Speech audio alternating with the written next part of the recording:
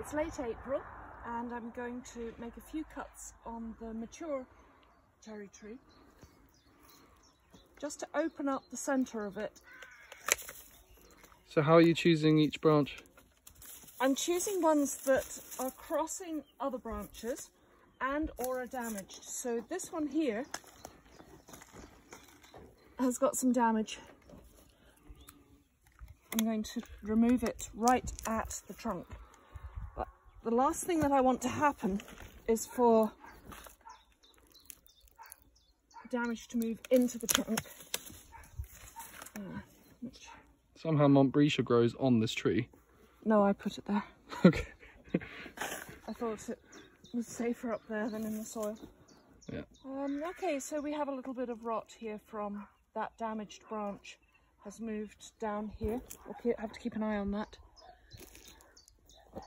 Not good. This one here is facing in the wrong direction. So if it points towards another branch? Yeah, it would have been so much better if this had been trained when it was still a young tree. But we didn't own it in those days. We didn't plant this one ourselves. So what time of year should it be pruned? In Ireland, in late April. We have an earlier season than most. In warmer countries, it may be earlier still. Further south, it may be possible to do it in mid-April. Further north, wait until May. This one is heading straight towards the centre of the tree. So it is. And this one here, I'm just going to leave those flowers right at that stem there, just in case they produce a few cherries. There. This one here is also going in the wrong direction, so I'll leave it to have a few cherries. There's lichen growing on this.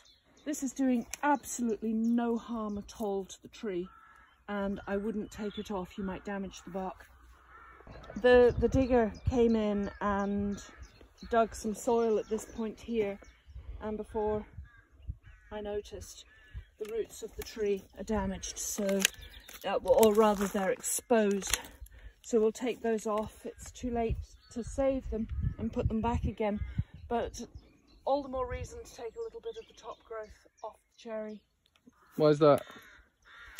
Because it now no longer has the roots to bring up the water from below to support all the top growth, and it will help it to remain vigorous despite that abuse. Okay.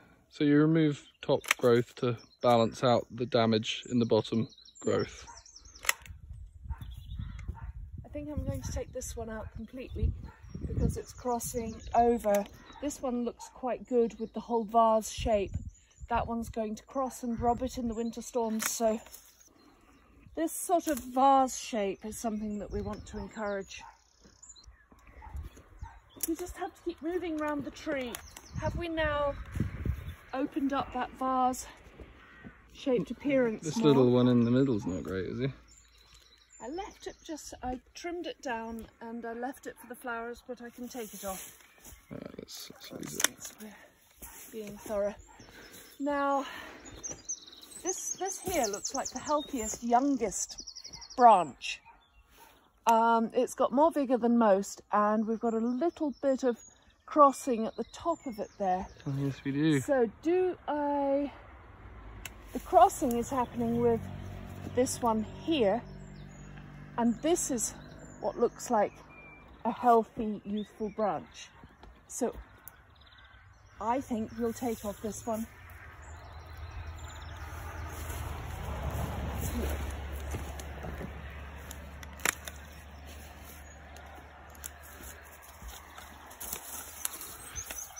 For the long-term shape and health. And cherry wood makes really nice firewood, doesn't it?